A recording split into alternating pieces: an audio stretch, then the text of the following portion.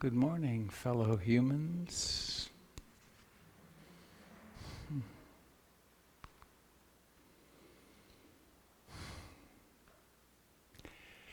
Thank you for coming to the Sunday morning gathering. I almost always forget to mention this. Should you have any difficulty hearing, we have 4 devices for the hearing impaired back there that I haven't checked them recently, but they tend to work really well. So if you're struggling at all with hearing, they're available to you. Anybody here for the first time? Please raise your hand. 1, 2, 3, 4. Well, welcome, welcome.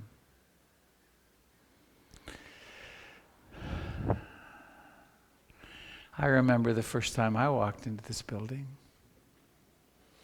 It was kind of a wild time, wasn't it? We'd been looking for a building and this one came up, and the realtor, who was not a nice person, it turned out, had scheduled us with the other group that wanted to buy the building at the same time. So it was a little tense. So to those of you that are here for the first time, I hope it turns out that this is a really important moment, that you found a place to really find spiritual and community support and comfort. And if this isn't a good fit, please keep looking, because Portland is a city in which you can find everything in the spiritual realm. And it's a worthy quest. So I want to begin in the way that we have now for quite some time, as Buddhists, quote, have done for thousands of years, with chanting the refuge in the Buddha, the Dharma, and the Sangha. The world is a pretty unstable place. And the places, the phenomena, the people, the circumstances in which we take refuge are notably unpredictable. So there's a sense that we all have, simply by being born and developing a self. There's a sense that we have of anxiety and uncertainty, and where can I rest? And the Buddhist world came up with this formula a long time ago, that where we can actually take rest is where we began, in a way, which is in awakeness, in the awakeness of the universe, in the Buddha.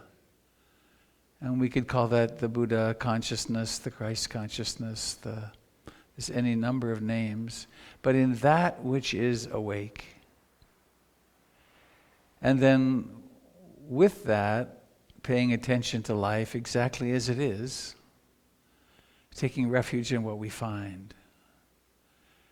And then we do that in the company of our friends, the friends of this little community right here, but also the community of practitioners of all traditions who have discovered this to be the way. And then I like to extend it to, there are hundreds of gazillions of us alive on the earth right now. And when you start with the smallest single-celled organisms and come all the way up to the great whales, and that also is a kind of community in which we can take refuge. It's our home. So let's do a modern rendition of the it's always exciting with all the different cables of the refuges. Come on.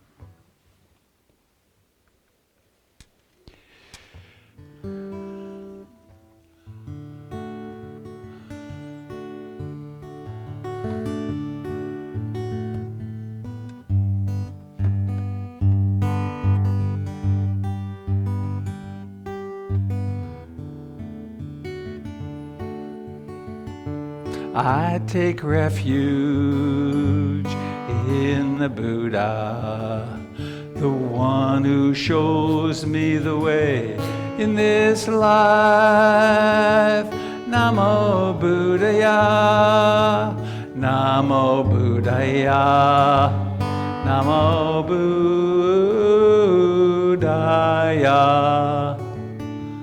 I take refuge in the Dharma, the way of understanding and love. Namo Dharmaya, Namo Dharmaya, Namo Dharmaya.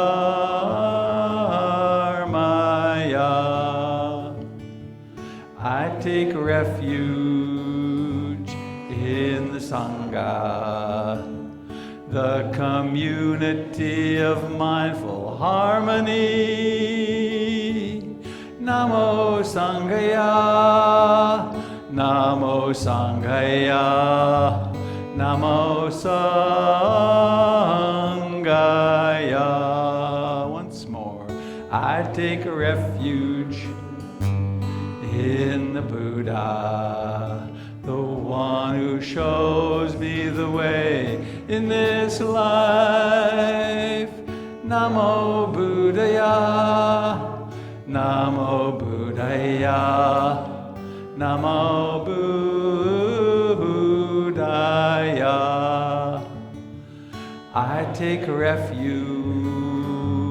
in the Dharma, the way of understanding and love. Namo Dharmaya, Namo Dharmaya, Namo Dharmaya.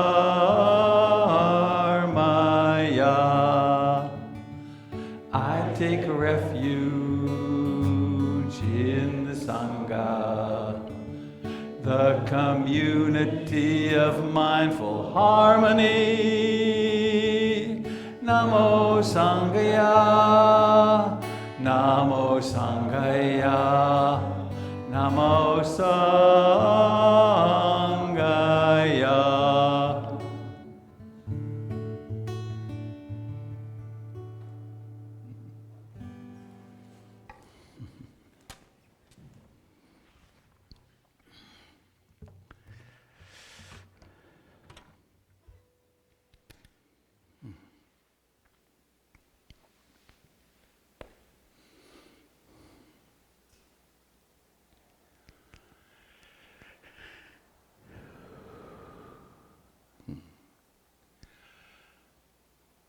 So what does it really mean to be awake? Really?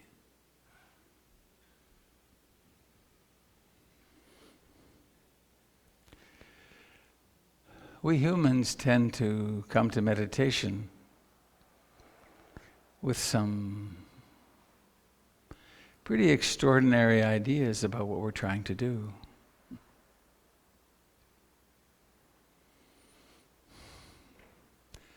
We look for altered states and psychic powers and never getting sick anymore. Our relationships to become simple and easy.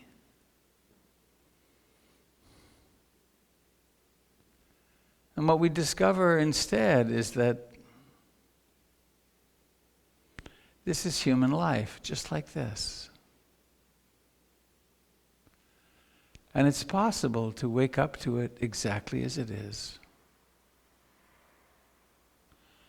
It really is essential to wake up to it exactly as it is, so that we can live more kindly with ourselves and each other.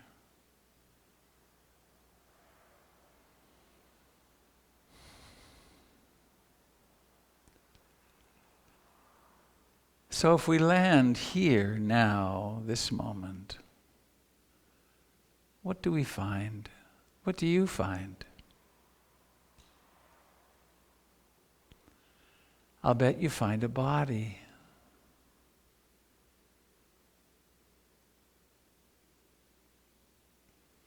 A living body.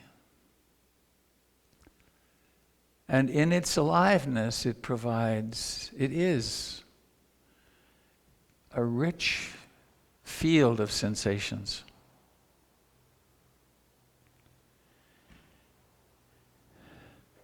You'll also find awareness, consciousness.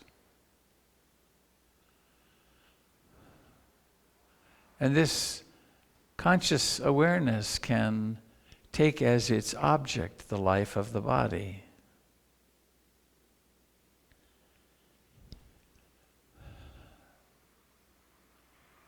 And one of the first things we discover is that there's contact of the body with the cushion or the chair.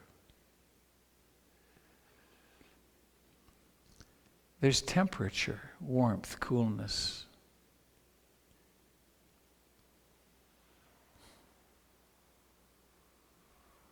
Notice where this that you take to be your body is warm and where it's cool.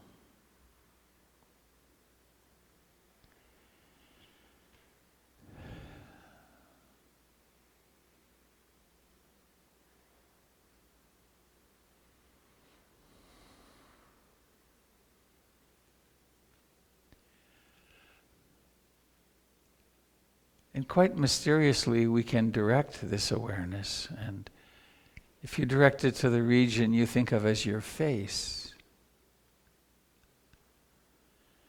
there's sensations there too.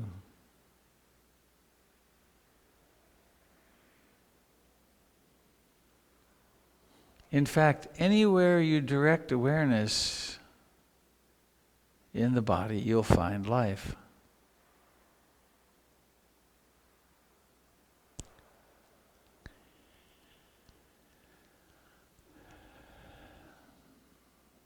Also, the body has sense doors, sort of like portholes out onto the sensory universe. So there are sounds and there's hearing.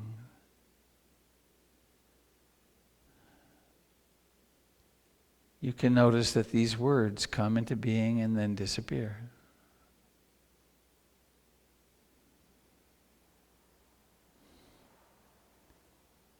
And there are other sounds.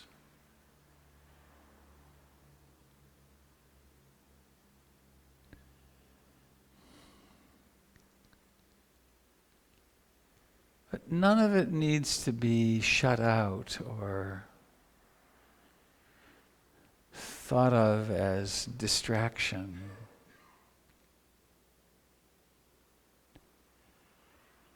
It's all just life unfolding in this moment.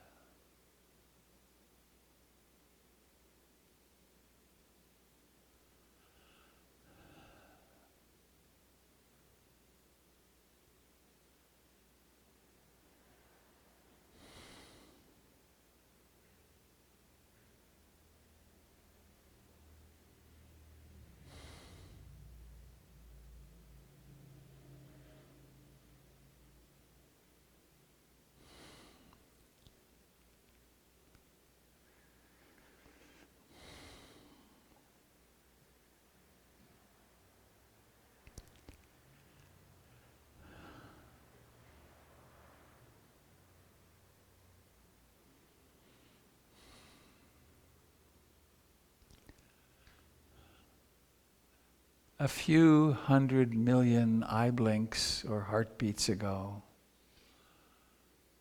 something momentous happened. That which you take to be you was conceived and born and began somebody training. At the moment of your birth, you took a first gasping, successful breath. Your lungs inflated.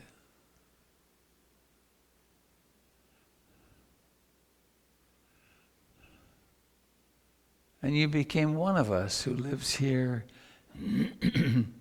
at the bottom of the ocean of air. And since then, you've been breathing.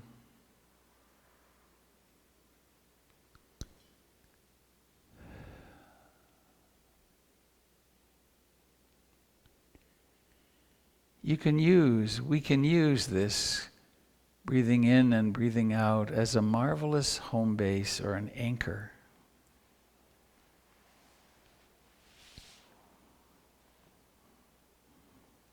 For a time, it's the time we call a lifetime.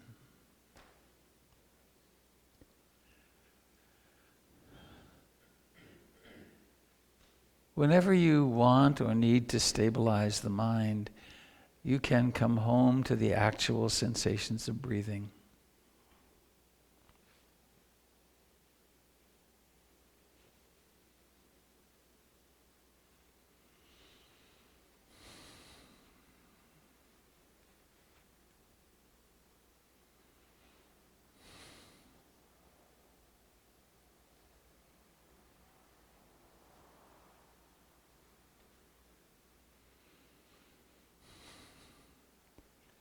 You'll notice that each breath has a beginning.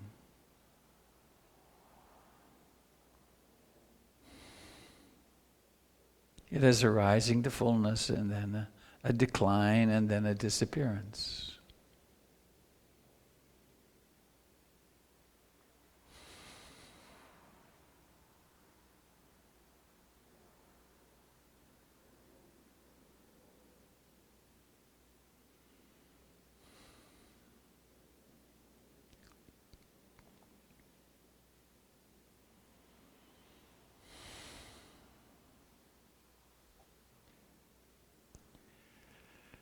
Practicing what's called mindfulness of in-breathing and out-breathing is something that can bear fruits for us for the rest of our lives.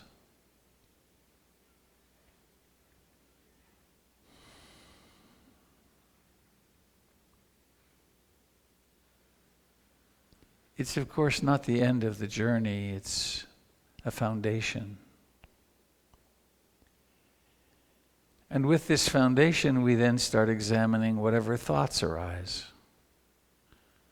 whatever moods and emotions come and go, tastes, smells, memories, thoughts, fantasies.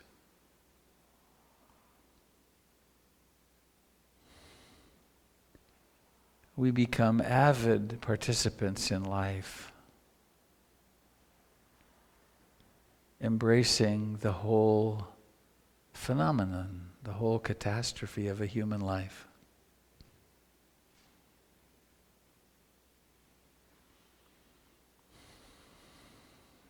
So when you can, ever so gently and mercifully come home and stay with the sensations of breathing.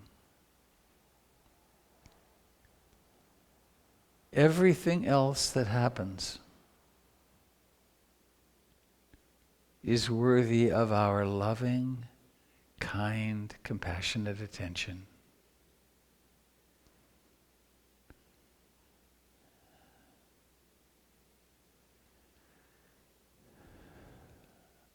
So one breath at a time, one moment at a time, just this.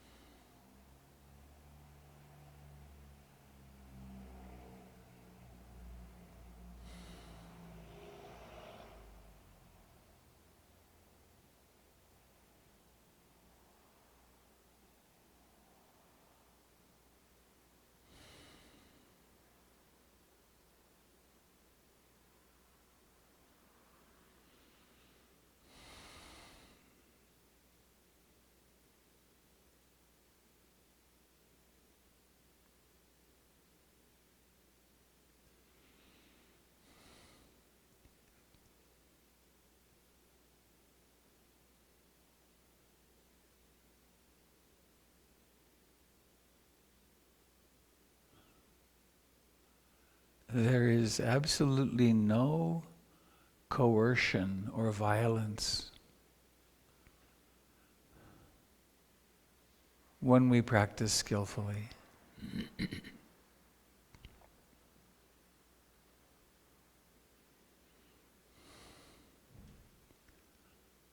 We're not trying to silence the mind.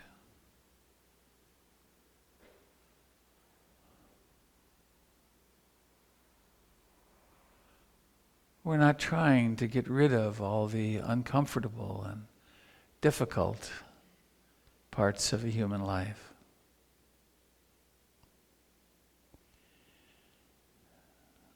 We are somehow kindly, compassionately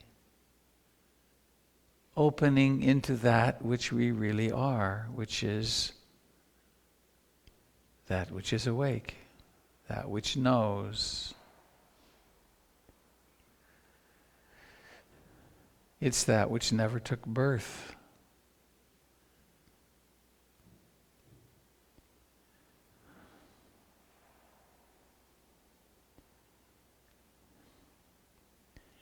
It's that which is present with every experience, with the attitude, it's like this. This moment is just like this.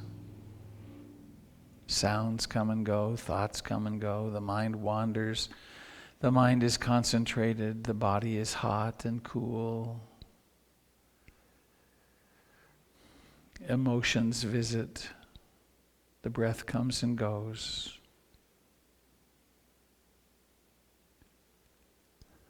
There is remembering, oh yes, I intend to stay with the breath.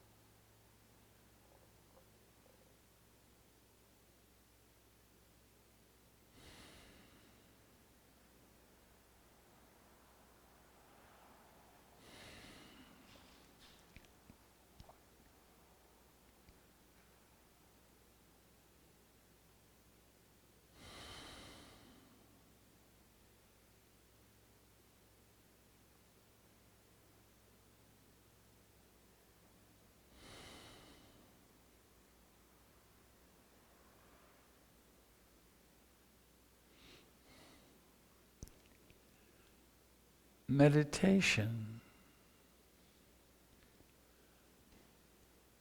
just like life,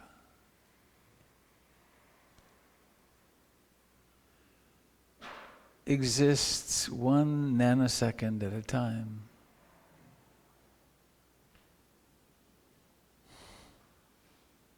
And just like every other endeavor in life, we're always starting over.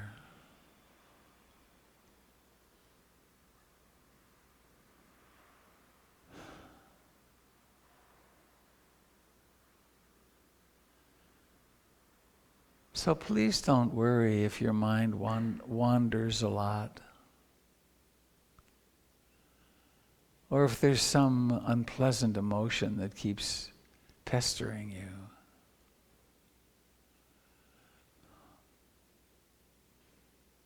Or if this is a moment of confusion or doubt or any emotion. We're always waking up as if for the first time. Oh, right, it's wandering again. Back to breath, very gently, no violence.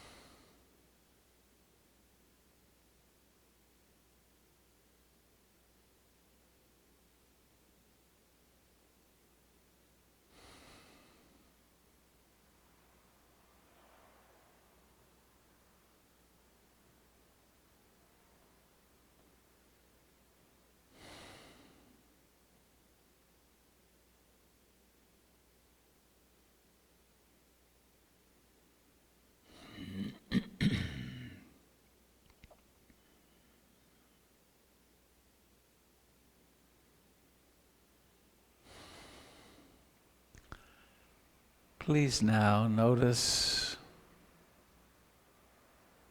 really notice that the body's alive. Not through thinking, but through feeling it, being in it, incarnating, daring to be alive. If we live in the body, we have our emotions, we feel our emotions.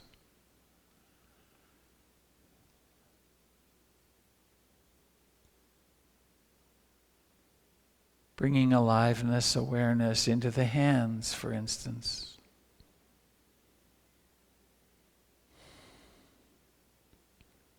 Or into the feet.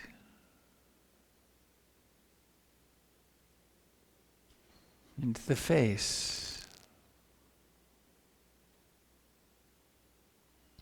Into the forehead and eyes.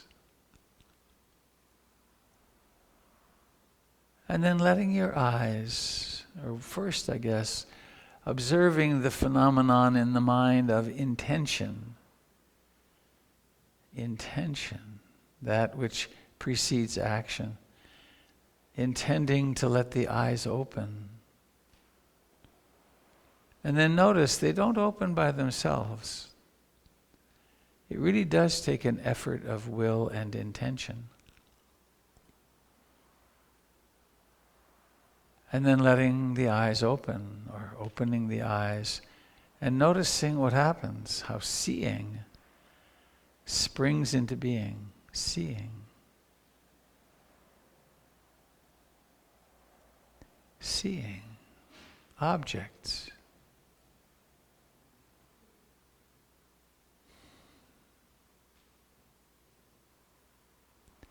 The conditions are correct for seeing. There are objects, there's light, there's an intact eye, there's a functional retina, there's the brain.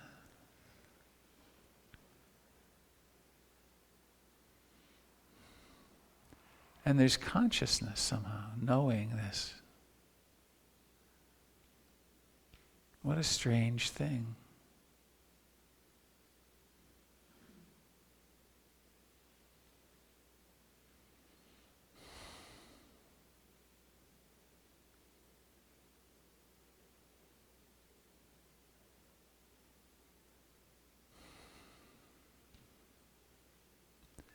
Seeing.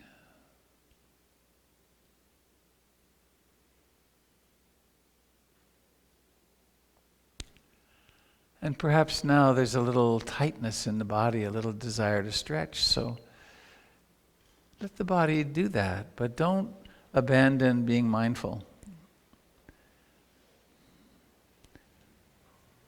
Why not be mindful now, every moment until your last breath?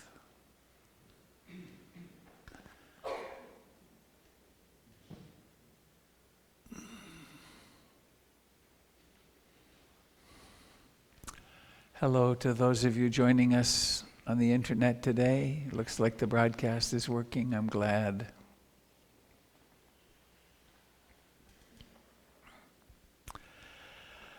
So in a few moments I will pass the baton to Jim to do a little movement, and then Avi will do some announcements. And then today Kirsten Smith is going to come. And Kirsten, who many of you know in her many different roles here, notably as her role of volunteer coordinator, but you've been so many other things to so many of us. She's going to give a kind of a goodbye salute and speak about community, but after Avi.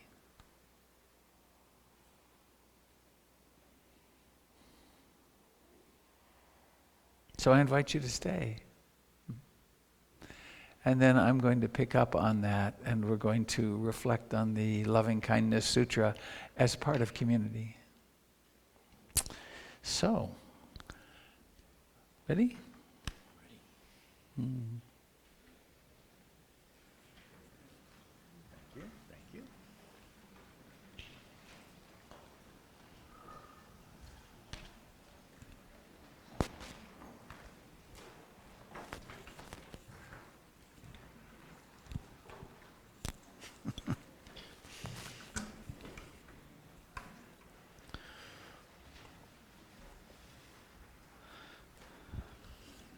So here we stand, in touch with our feet. Maybe rocking a little bit, up on the toes, back on the heels. Wake up the toes and the soles of the feet.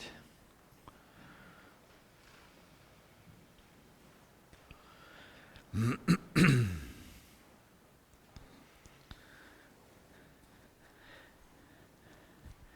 I was going to do something a little different today. Do a couple of moves, but more in depth. So, beginning by sinking into your knees and relaxing your shoulders. Take a nice long breath and release slowly. Just feel all the ribs descending as you release the breath, and then watch with your awareness, not with your eyes. Watch the ribs expand on the next inhale. And slowly breathe out. Feel all those ribs moving again. Different sensations. Open the elbows out away from the body just a little bit, like you have a lemon or an orange in your armpit. And then take another deep breath and feel the increased capacity. You can expand to the sides and to the back. It's not just lifting a few ribs in the front, but the whole rib cage changes shape and changes dimension when you don't put any restrictions on it. It can expand in all directions. Let's try it again. There's sensations between all those little joints along the spine, along the sternum. And this time we'll sink and cross the fingers, interlock the fingers, and breathe in and come up. And then press overhead and breathe out. And breathe in again. Feel the ribs. Relax for a second. Breathing out and breathing in again. It's the same operation. Inhale. But the cage, the rib cage, has got a different set of dimensions. Now, on the next in-breath, kind of push up a little bit. And on the out-breath, move over to one side. And move into the center, breathing in, and out to the side. In and out. And then if you're really limber, you can really extend this movement. If you just want to do 30 or 40% of your range, that's fine. It's just a matter of bringing awareness into the exhale and stretching on one side, inhale, lifting a little bit, and then exhale, stretching on the other side.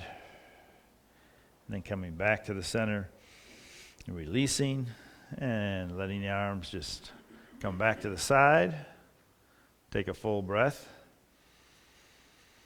And then again, move the elbows out. And take another breath.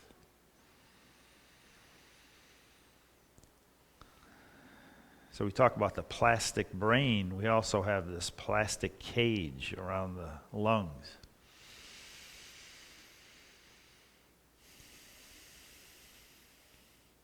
And in Chinese medicine, the lungs hold a primary position because they're really the only organ that has direct contact with the outside world. It's where the exchange of air takes place, the exchange of oxygen, the exchange of carbon dioxide. So, sinking, interlocking the fingers, breathing in and out. In And then bending over to one side. This is called brushing the clouds. So the palms of your hands are just right at the edge of the clouds, and you're just brushing along the bottom edge. The palms are up. You don't have to be at 100% extension. Just relax the shoulders. But breathing out, away from the center, while you're extending one side of your rib cage, and then back to the center and extend the other side. There's so many dynamics going on. Exhale. Inhale. Exhale. Back to the center. And release.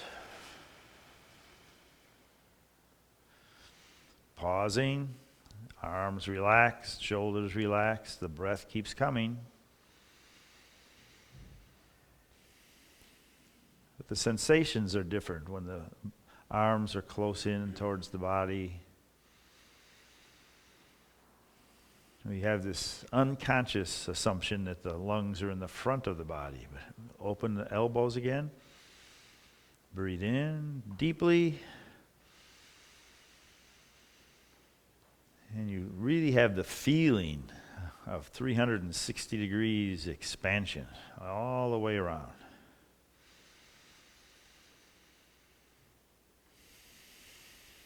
And then if we take one hand and press it up to the cloud, and the other hand press it down to the earth, take a breath and release. Pause in the center. Your hands are facing each other. Take a breath. Then the opposite side. Press up to the clouds, down to the earth. Exhale into the middle. Pause. Take a full breath. Press up. Pause. Take a full breath. Back to the center. Full breath. Expand. Pause. Full breath. And sink. And then just both arms relaxed.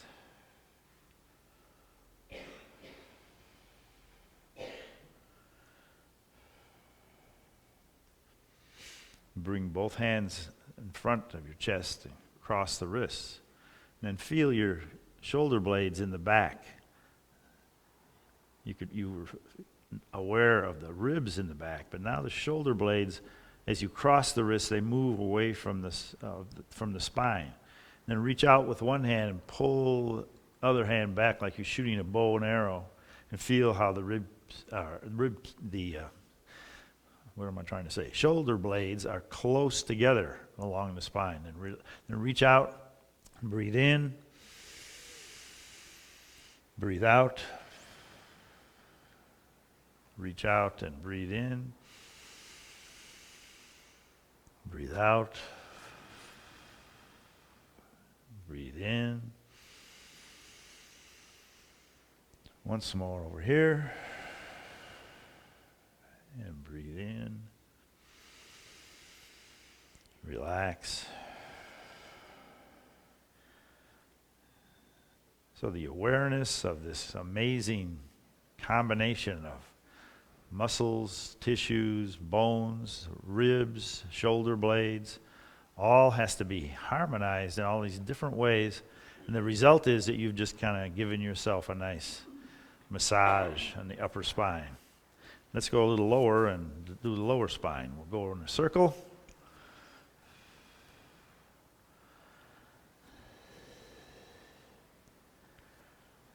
Feel how the awareness drops from the cage down into this complicated system. Go the other way. The top of the thigh bones, the pelvis, the hips, they're all connected in a complicated way. They can stretch in all these different directions. And the awareness stays right there because it's so obvious. Stretch, then pause.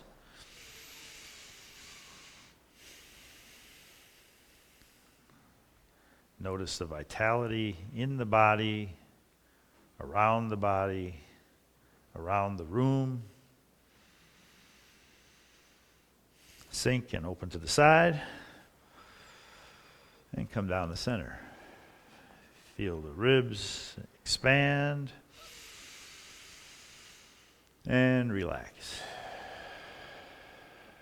And expand. And relax. Once more.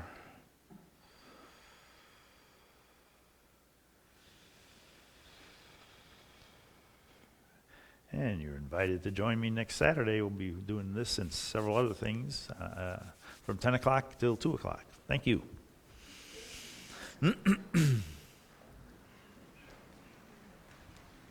That was the Shameful Commerce Division.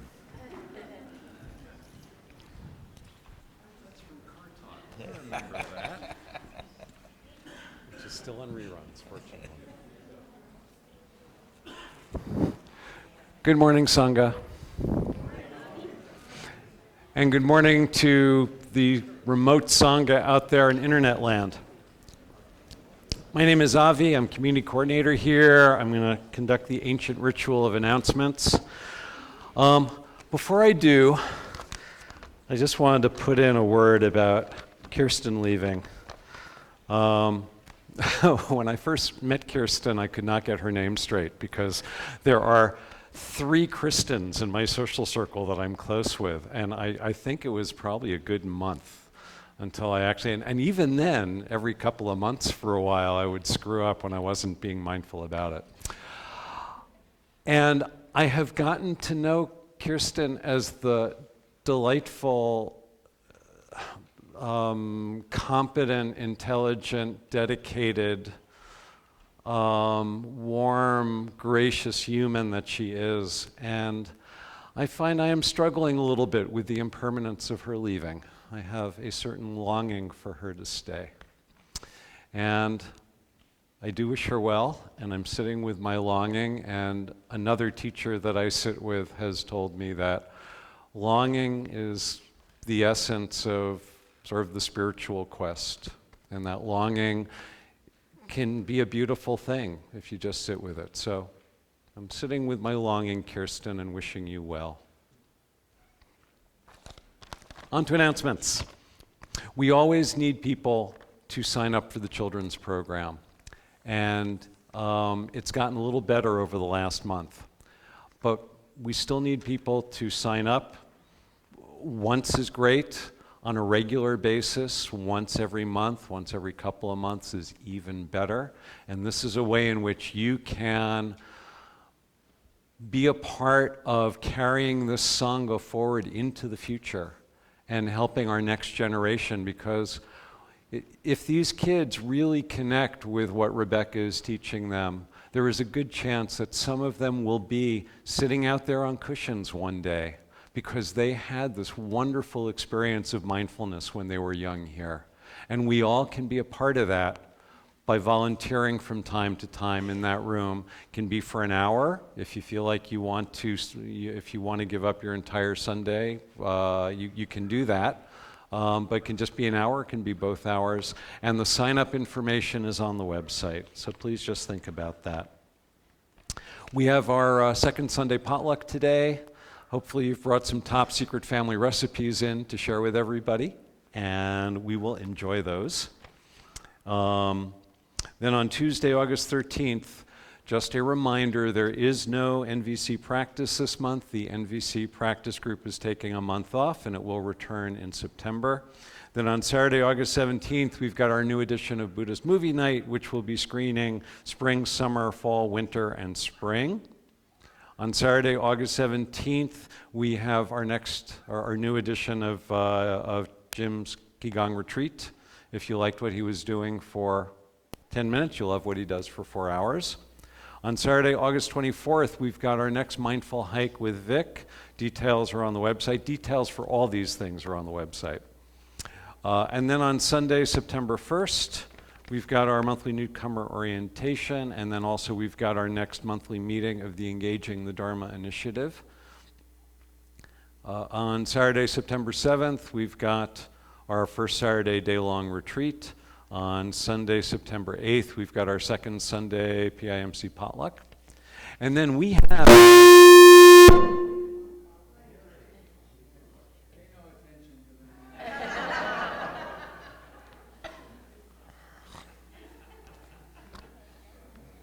Okay. Regaining my composure, because I don't know what I'm regaining my composure for, because nothing happened. We have a whole raft of classes for the fall term that are all posted on the website. We've got, starting September 11th, Become Fully Alive, The Dharma of Life and Death with Robert. That's an 8-week class. Starting on September 17th, we've got our fall edition of Skillful Speech and Nonviolent Communication with Doyle. That's going to be a 10-week class with a day-long retreat. On Thursday, September 19th, we've got the Basics of Mindfulness with Doug Pullen.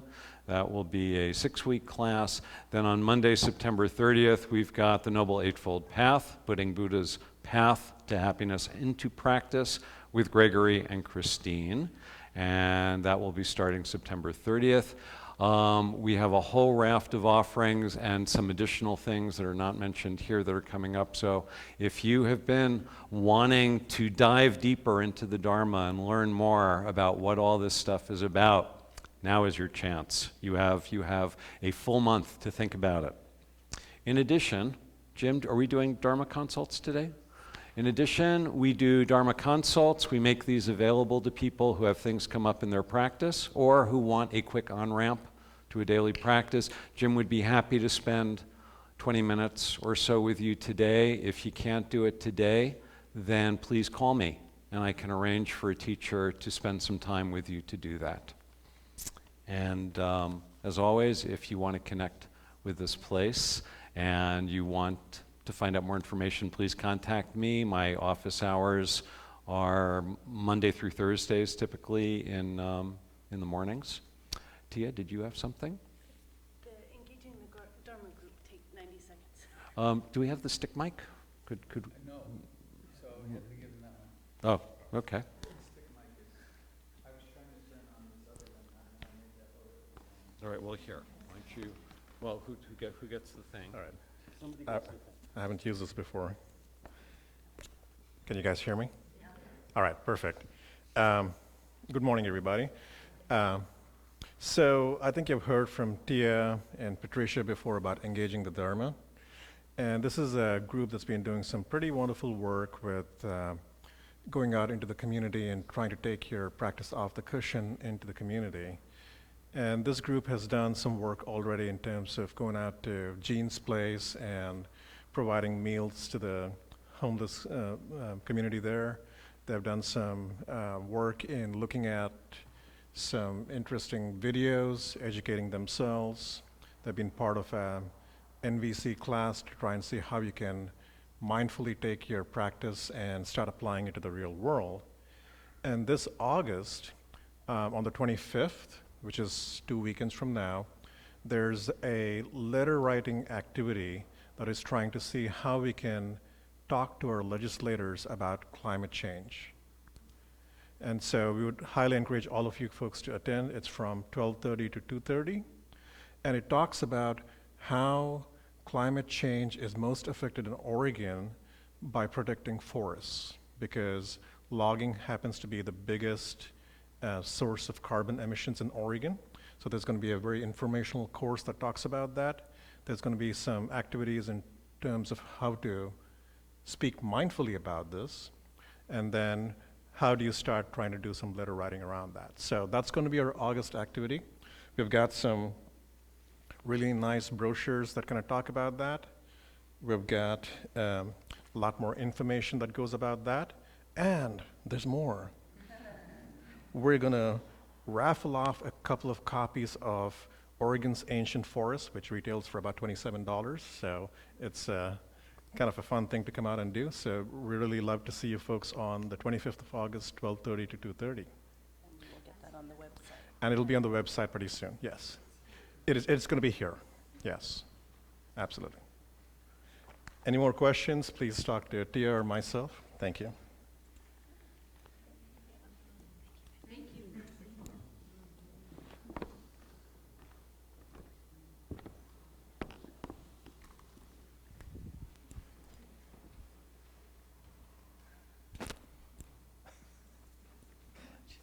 Today's the day. I know, it is. Huh.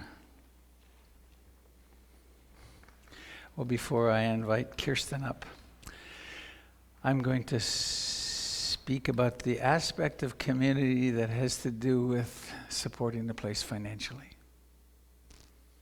And I've been learning over all these years. I was so embarrassed to even mention money. You know, the spirituality and money shouldn't go together. But this is in fact a physical place. And it's an old physical place. It's 1930 this was built. So it continues to fall apart. It like our own bodies, it exists in the realm of entropy. And also it continues to grow. Gregory Malouf is now aboard as our halftime manager, and what a difference that's making. This whole curriculum. There was Doyle 3 years ago was saying, let's see if we can't get a list of classes. Well, here it is. And there's another, in January, there'll be another, well, actually it'll be before then. Be the end of September, October, sometime near the end of October, all the classes for the winter will be posted. And so this structure's coming. And so it requires becoming a more, really a more functional organization, and also one that's not so dependent on one person, which is myself. And there's a terrible vulnerability in organizations that depend on one person, because when that person goes, as they always do, all of a sudden, often places will fall apart. So we're moving toward having much more structure, and we're doing it. I think we're doing it really carefully and well, working to not lose the heart. To not lose the heart and the practice of the center. In the next week or so, those of you that are on the mailing list will receive a fundraising letter, and we'll have them here next Sunday, and it'll go out on the listserv. We need to increase our cash flow by about 15%. Our budget last year was $178,000, which is stunning to me. And we need to raise it by about 15% in order to take care of the new Gregory's salary and all the other things that are happening. So if you're a person who makes a stewardship circle contribution, please consider increasing that by 15 or 20 or 25%. If you're a person who comes on Sundays, consider if everyone in the community, if on average, everyone in the community contributed $15 per visit, we'd be so set financially, we'd be able to do all the repairs we need to, which is what yoga classes cost. So if you thought of the place in that context, or, and this is perhaps the more important, if you reflect upon how PIMC has changed your life, and how it affects your family, and how it has affected other people that you know, it then becomes a place that's really worthy. It becomes as worthy as a dinner out, for instance, a cheap dinner out, really. It's kind of shocking. Jen and I went out for dinner the other night, and the bill comes just like, whoa. So that's my plea for today. And take delight. The practice of generosity is such a wonderful one that anytime we can go from, my experience has certainly been over the years, the more generosity has become part of my life stream, the richer I feel. I feel like I have so much. I have so much I can give to people at 7-Eleven. It's nothing. It's wonderful. We have an iPad, which is now charged, which you can use for credit cards. I'll put it over there. And so I think that's plenty. So, Miss Kirsten, please.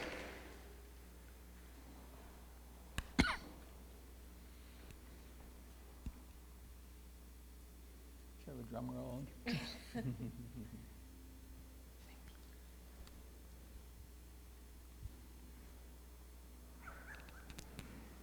All right.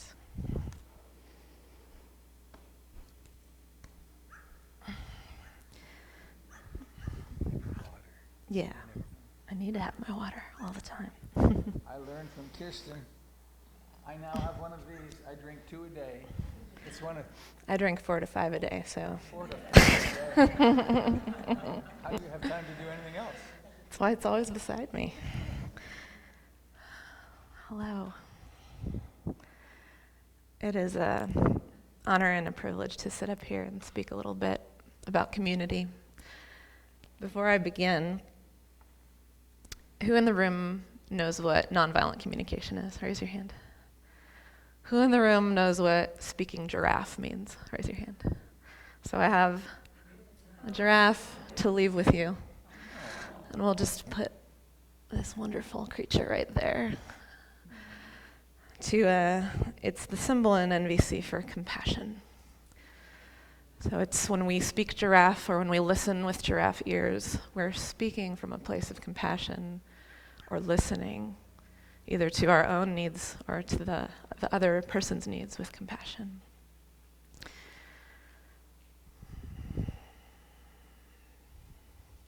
So when I was invited to speak a little bit today, I knew I wanted to talk about Sangha. One of the 3 most important things, the jewels of the Dharma, Buddha, Dharma, Sangha, intentional community. And the wonderful little story that illustrates it so well from the Buddha's teachings is, Buddha went off teaching, and when he returned to his community, his faithful right-hand fella, Ananda, his cousin, said to the Buddha, "I think I figured it out. Sangha is half of the spiritual life. It's half of the practice." And the Buddha said, "Oh, don't say that, Ananda. It's the whole. It's the whole of the practice. You almost had it, dear one. It's everything." So for me in my journey, I had the good fortune to grow up with that as a very core value. I was raised in a liberal Catholic family that was fairly spiritually healthy, actually, and that was quite a core value in my family. However, it was a community I was born into. So I had to learn the value of that. Yeah, help me out. It's popping a lot. Yeah. Thank you, Robert. Test. Okay, thank you. Yes. And so I knew it was valuable from a young age, but there's a big difference between the community you're born into, even with supportive, healthy teaching, and the one you find for yourself. So, in my late 20s, I decided I needed to go off and gallivant around the world a little bit, and I went off to Korea first. That was the first place I went, and I went there and taught. And I had this idea. I'm not exactly sure where this came from. I'll get to it later. I figured it out later. But at the time, I just had this sense that I'm too dependent on other people. I surround myself with people all the time. I just can't be alone. So I had this idea, part of the reason, not the whole reason I wanted to go there, was I needed to learn to be self-sufficient. I needed to, dive deeply into a culture and a language I don't understand and be completely cut off from the world and just try to be alone and see how that goes. Well, there was some wisdom in that, and I'll get to that. But my first 6 months there, I really intentionally did not connect with people in a meaningful way, except for my day-to-day interactions with work and, of course, with students. That was always important. But I really tried to contain myself a bit. And you know what? It was awful. I became so depressed and a shadow of myself. And I had some good sense to connect with the teaching of my childhood, but also, I believe, a core understanding that we all really do have if we look inside, that we need each other.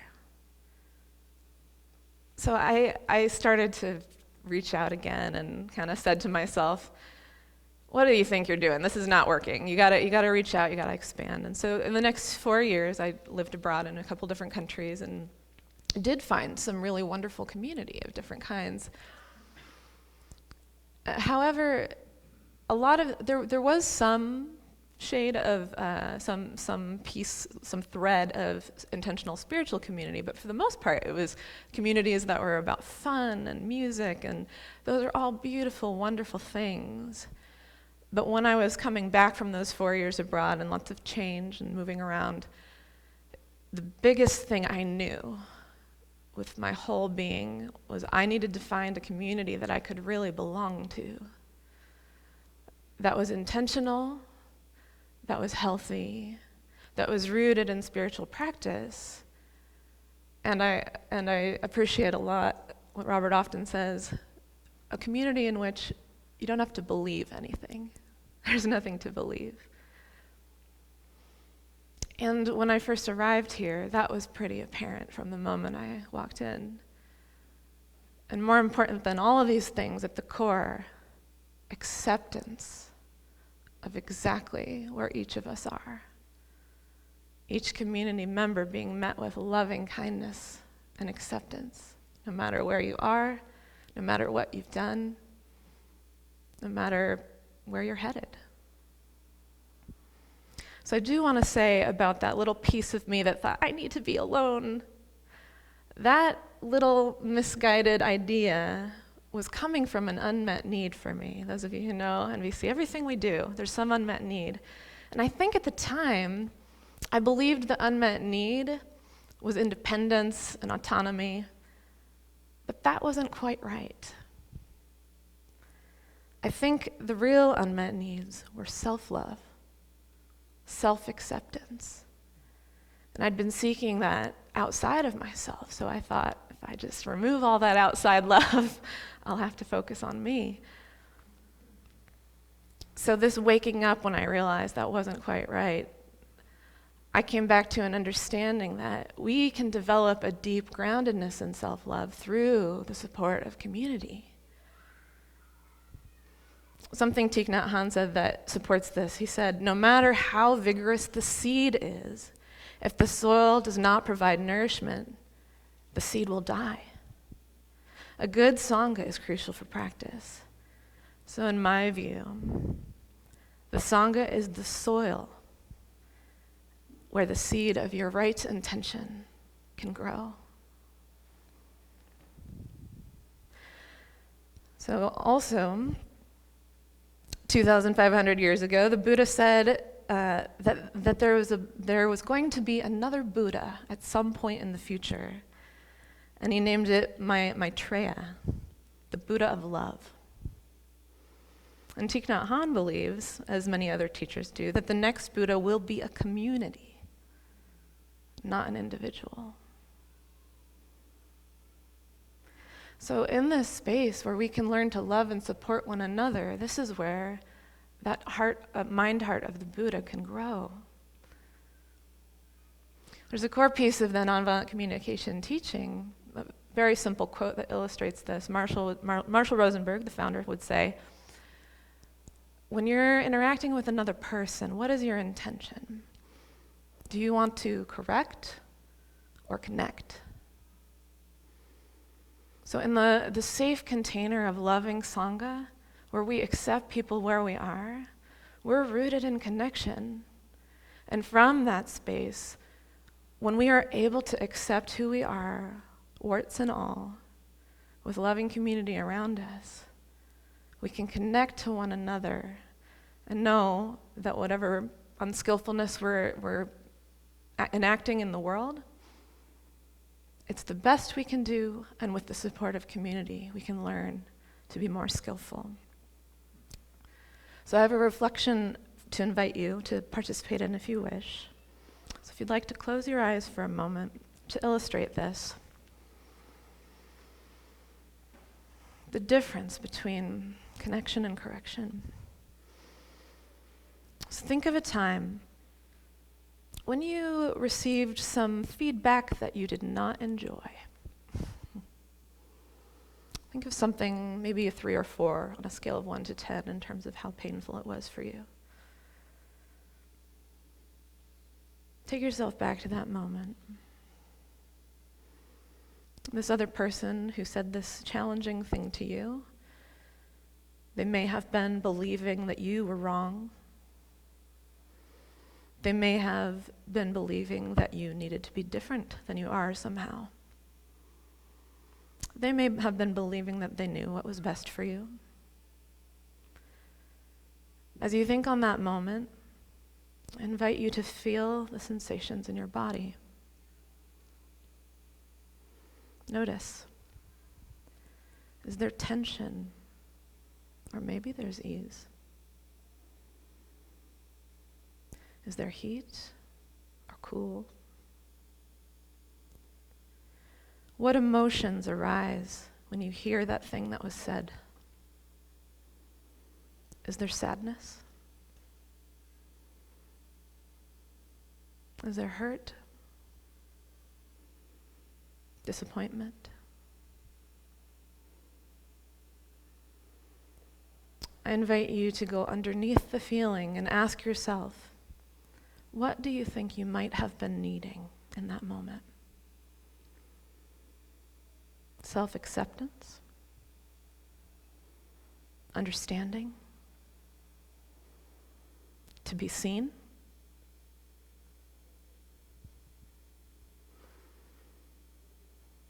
So I invite you to open your eyes. And I invite you to raise your hand if when you heard that challenging feedback, and reflecting on it now, if what was said inspired you to change and grow. Raise your hand if what was said arose in you defensiveness and self-protection.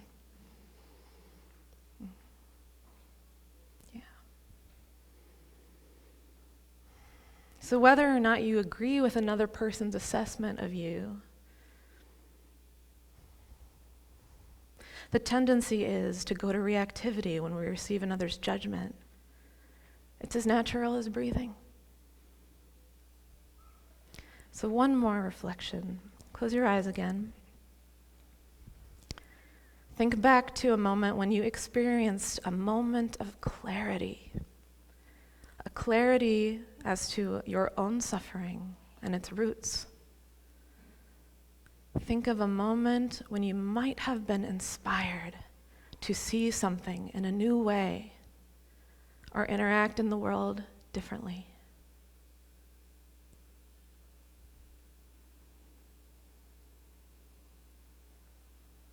Holding the moment in an open palm, feel your body. What sensations arise? Warmth, ease, groundedness.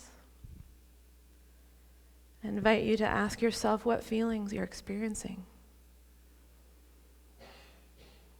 With this seeing, did you feel relief? Did you feel hope? Surprise, maybe wonder? And with those feelings, ask yourself what needs are being met for you. Acceptance, self-love, understanding, being seen, others.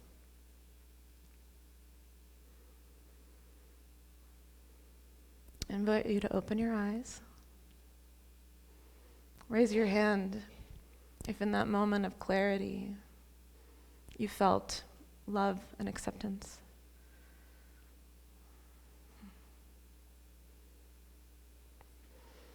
So nonviolent communication and the Dharma support that we're all really doing the best we can. We can only change and grow when we're ready.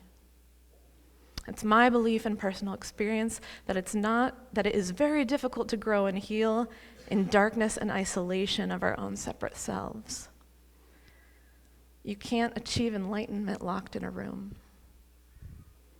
So the last thing I'll leave you with is a small one-line poem from my favorite poet, Hafez, because it embodies what we are here and what we're doing here.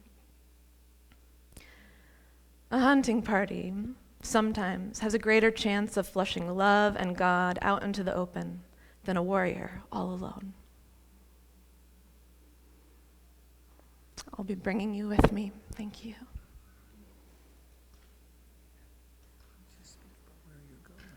I am headed off to Naropa University in Boulder, Colorado.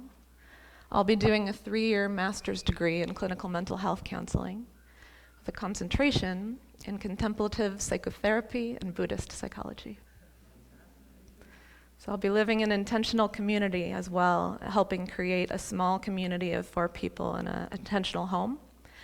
And I'll also be, the school itself, the program is a cohort. So I'll be with 25 people working together very deeply in mindfulness practice, retreats together and study together and all kinds of things. So it's a housing co-op. She asked what's an intentional home. I applied to live in this community called the Wild Sage Housing Co-op, and it's a community based on being awareness of how our interconnectedness with the world impacts you would really appreciate at KB. So it's environmental awareness, working for sustainability in our home, having monthly meetings so that we're talking with each other about our experiences of spiritual practice, and they're hoping that I can help create that. And I said, yes, please. So thank you. Yay. This will go over there, and why don't you place it, actually? Sure, yeah.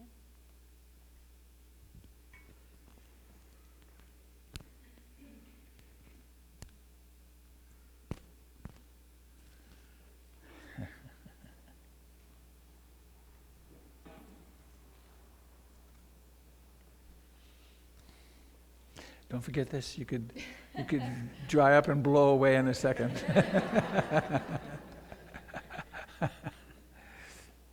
Thank you.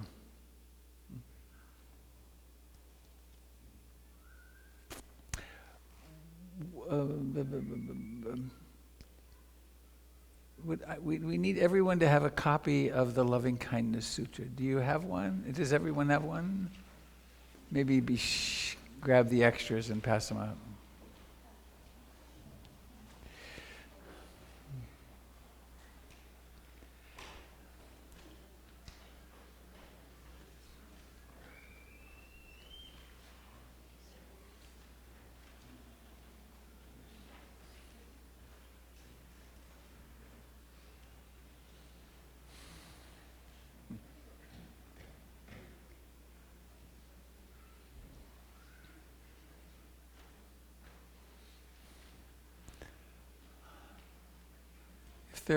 Maybe if there aren't quite enough, we could share.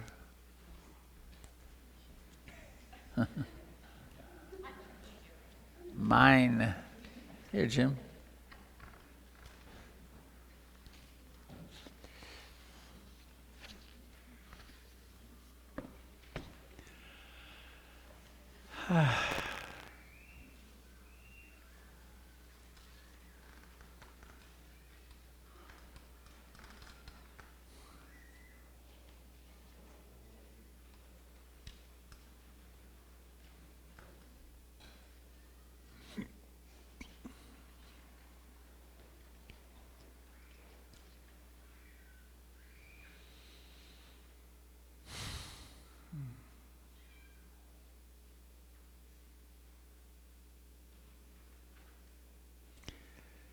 I woke up in the middle of the night a few nights ago, 2-ish, wide awake,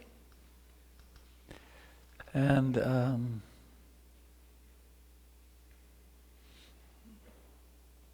with a silent mind,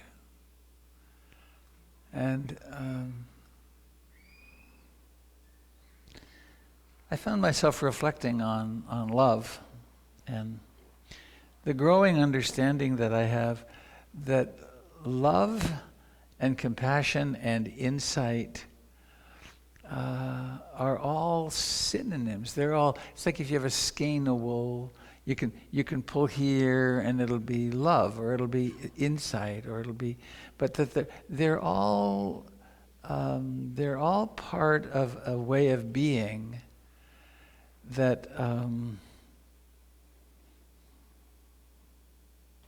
that's such a relief.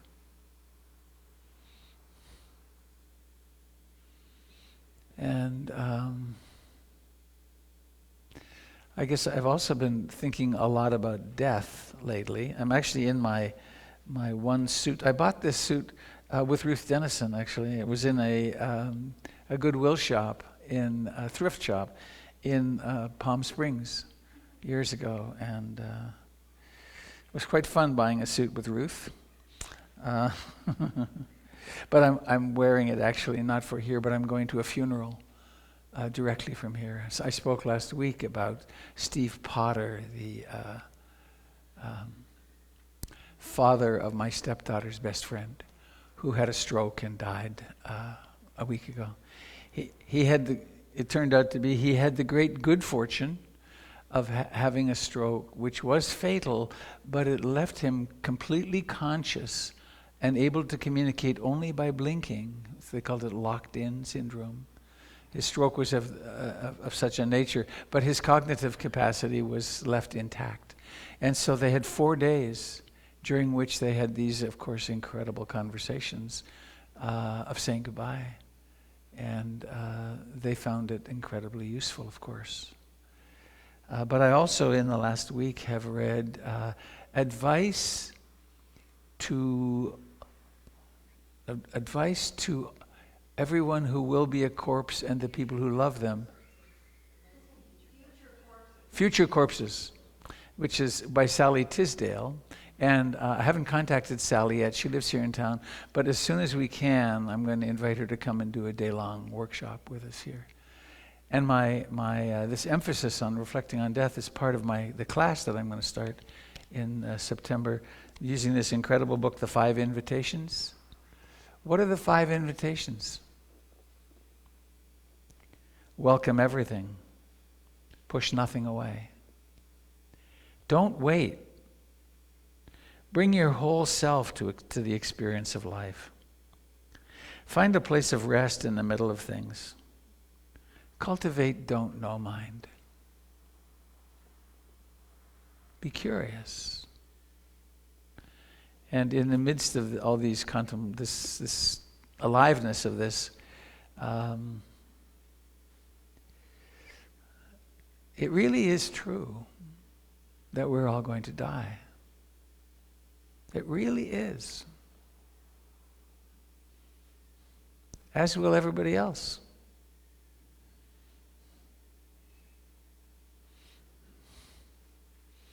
I was talking with someone just the other day who has 2 small children. 2 years and 4 months and 4 months. And I was talking about my enthusiasm for this reflection on death because of how alive it results in me feeling. And she didn't want to hear that at all, right? She didn't say a word, but she pointed at her children and said, I can't think about that now. And what I knew, and it wasn't a relationship where I could push very much, what I knew was, you're already thinking about that. Right? You worry about SIDS, sudden infant death syndrome. And because we worry about that. Because it's a real phenomenon. It happens all the time. So to take that reflection up and bring it right in front of us, right to our heart, opens something in us so that then we really can engage in community, as Kirsten was talking about it. That it's through the preciousness. And what a lucky group that 3 that you're going to go join. What a trip that'll be. That it's that we dare. How much do I dare to be awake? And in that awakeness realize how precious every moment is. Right? Really, there's kind of like an equation. If I dare to be awake, I realize how utterly unstable everything is, and my heart's also open, and I can be loving. Oh, I just realized it's an infinity sign. It's kind of nice, back and forth. So, in the context of all that, I woke up in the middle of the night. I was just reflecting on it and on love, and then I drifted back to sleep. And over the next 2 or 3 hours, it was as though I was given a, I don't know, what was it? An intensive course in the meaning of metta, or loving kindness. Interesting. Metta is the word in the Pali language that means love. And when the Pali Text Society women encountered it in 1899, when they were translating the Buddhist texts, they were so uncomfortable with the word love that they created the word loving kindness. So I think we can use them interchangeably. But the lesson went like this. You know how dreams are, that you can't, they're not a direct, can't speak of them exactly as they were, obviously, but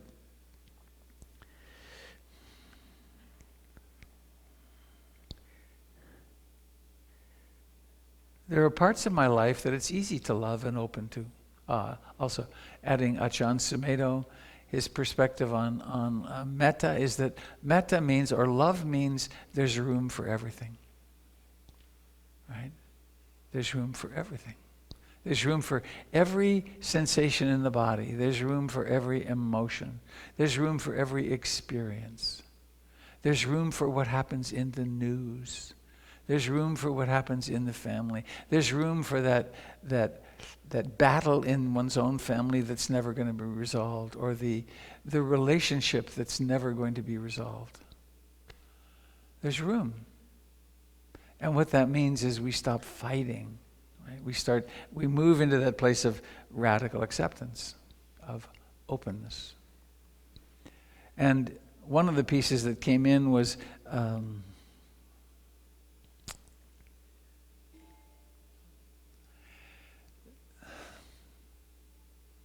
you know how it is when you have an aspiration to be a certain way, and then you fail miserably? And then there's judging yourself for failing miserably. There's room for all that, right? Metta means it's okay to be the neurotic, crazy person that we are. And it then means also we don't have to purify all that out of ourselves, because we're not going to do so. We're not going to succeed. When we die, which could be today or in a while, lots of us, we're going to be very unfinished. And we'll leave some mess behind us. One of the things Jennifer and I have been working on now for some months is getting our ducks in a row so that if we should both go, particularly at the same time, that the children would be able to go. We have a file, and that all the passwords and all the financial stuff and the letters to the kids and so on, that'll all be in place. Because it makes it so much easier. Ruth Dennison's documents were left in chaos, and I was her executor, and it was a humongous job. Actually, I realized that finally the last little distribution happened just 4 or 5 months ago. It was 4 years. And the entire estate was worth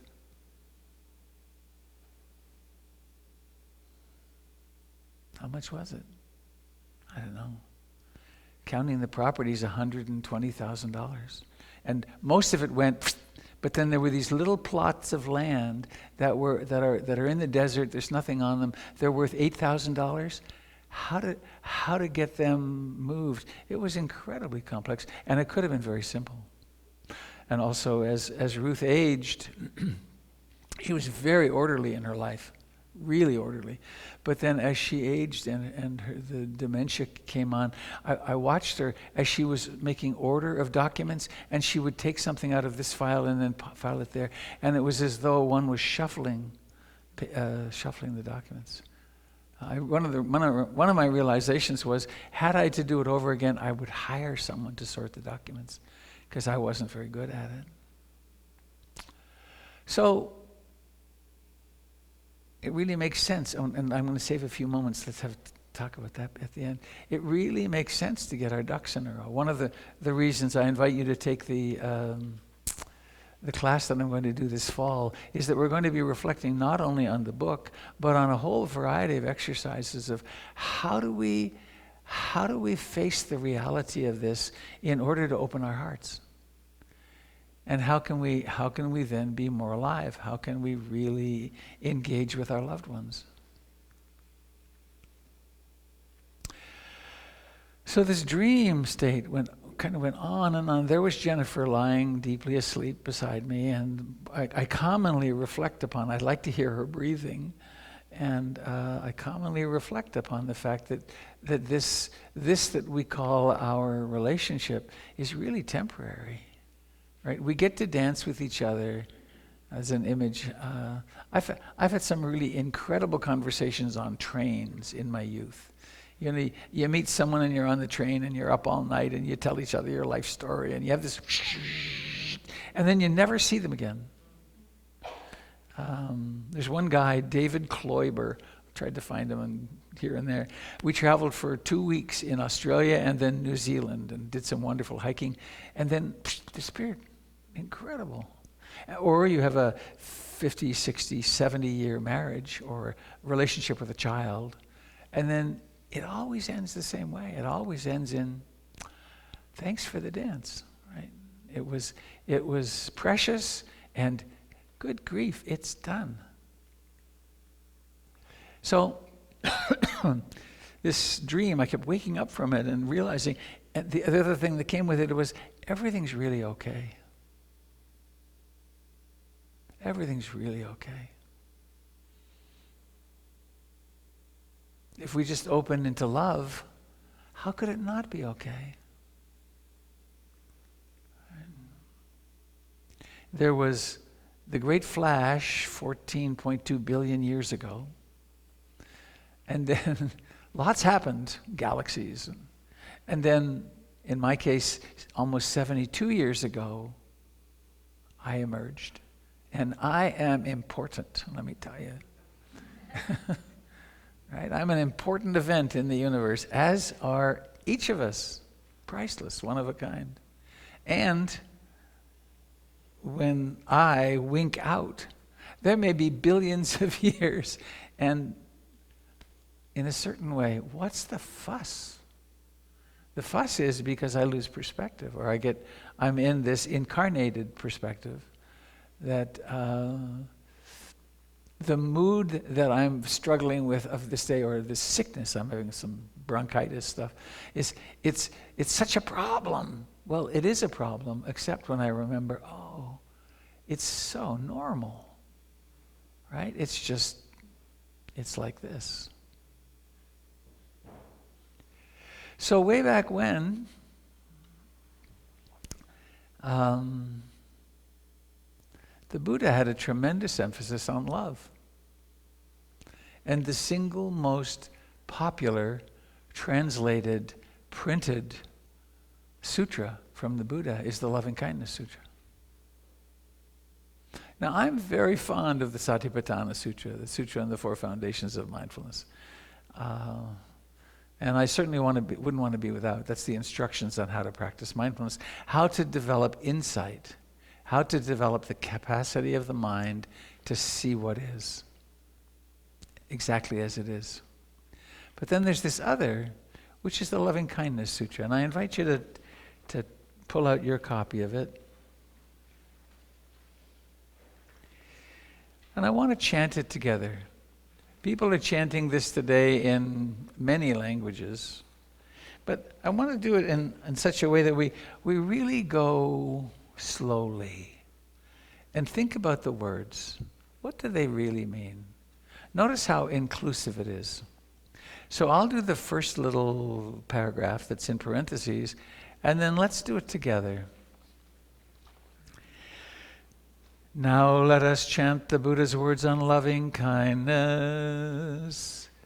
This is what should be done by one who is skilled in goodness and who knows the path of peace. Let them be able and upright, straightforward and gentle in speech, humble and not conceited, contented and easily satisfied, unburdened with duties, and frugal in their ways, peaceful and calm, and wise and skillful, not demanding in nature. Let them not do the slightest thing that the wise would later reprove, wishing in gladness and in safety may all beings be at ease. Whatever living beings there may be, whether they are weak or strong, omitting none, the great or the mighty, medium, short, or small, the seen and the unseen, those living near and far away, those born and to be born, may all beings be at ease. Let none deceive another, or despise any being in any state. Let none through anger or ill will wish harm upon another, even as a mother protects with her life her child, her only child, so with a boundless heart should one cherish all living beings, radiating kindness over the entire world, spreading upwards to the skies and downwards to the depths, outwards and unbounded, freed from hatred and ill will, whether standing or walking, seated or lying down, free from drowsiness. This is said to be this is said to be the sublime abiding, by not holding to fixed views, the pure-hearted one, having clarity of vision, being freed from all sense desires, is not born again into this world.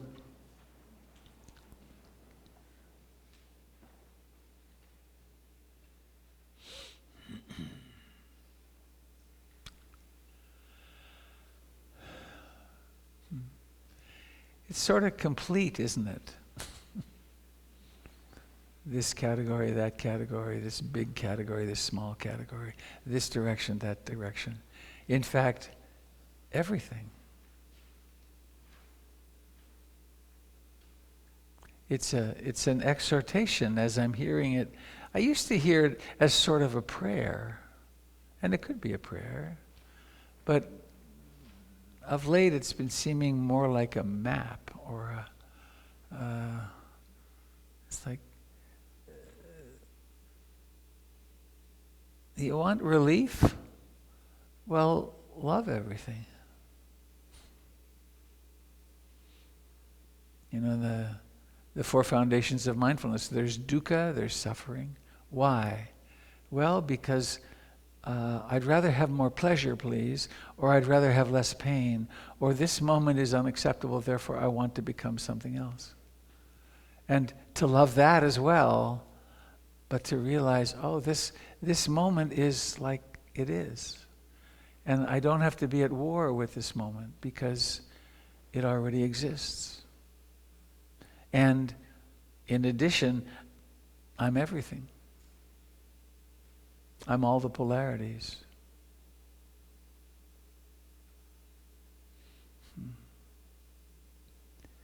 So our traveling mic is on the fritz, but we have about 5 minutes, and I wonder maybe if you just stand, if you have something to speak of this, and I'll try to repeat it. Please. No, it's okay if that's what's arising now. Yeah. Yeah. Yes.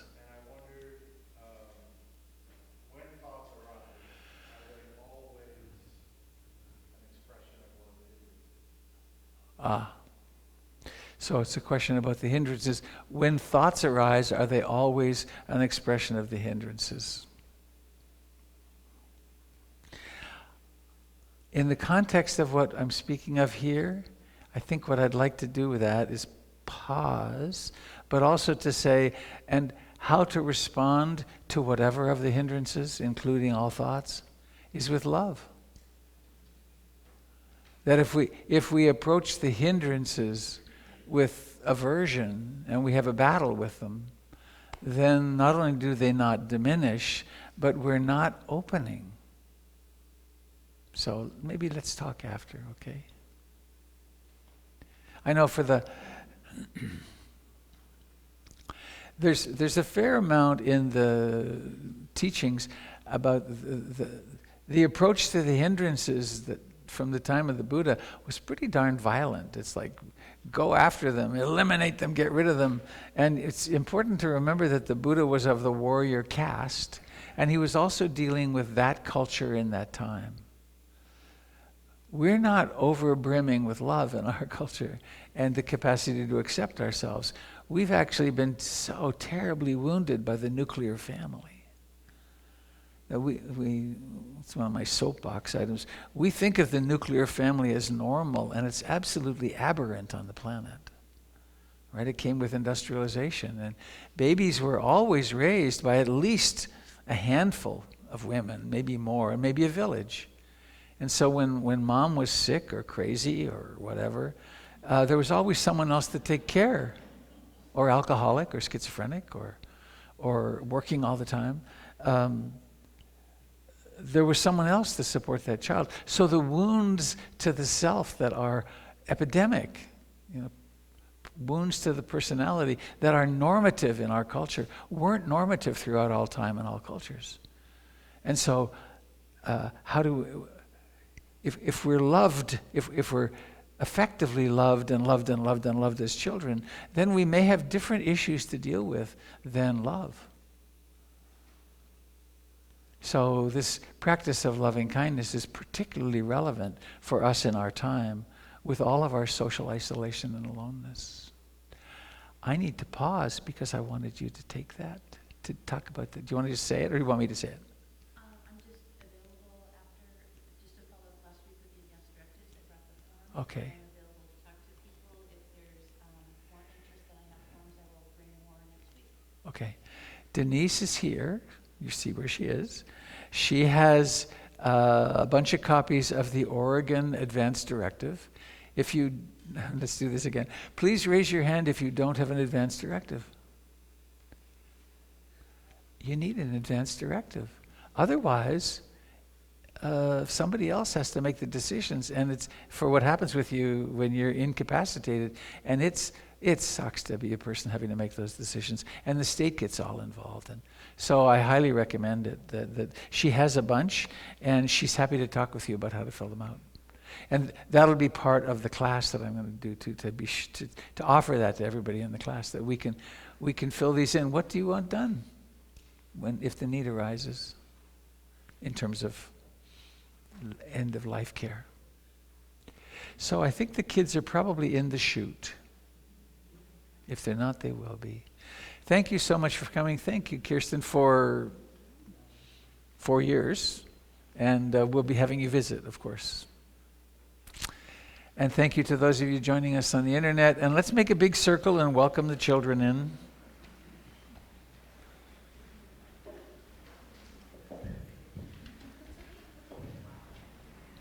Oh, we can't have them sing. I know what I'll do. I'm going to fake it.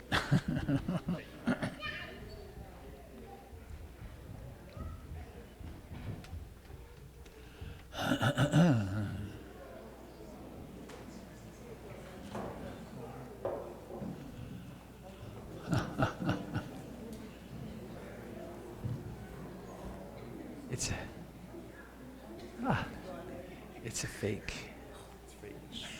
Okay, they won't know.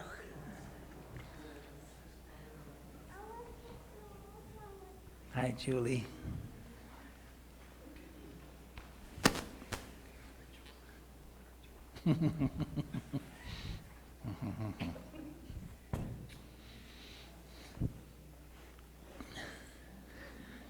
When I went in to visit with the kids, they were all lying on the floor with stuffed animals on top of them.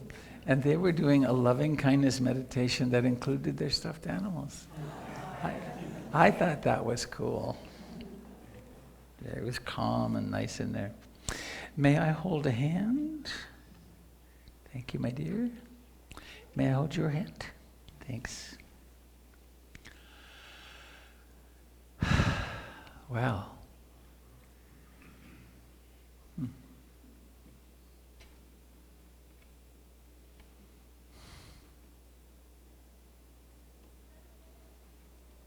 How lovely to be conscious and alive together.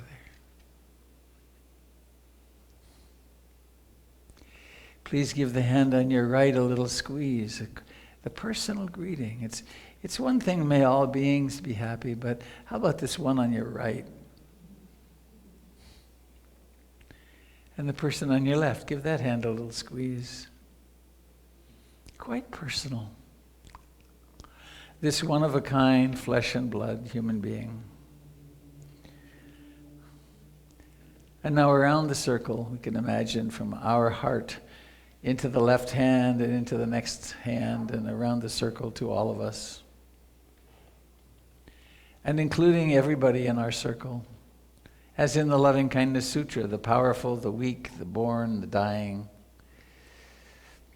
All of our brothers and sisters and others of the air, the earth, and the waters. May we all know happiness and the causes of happiness. All right. And now, who? These two. Ready?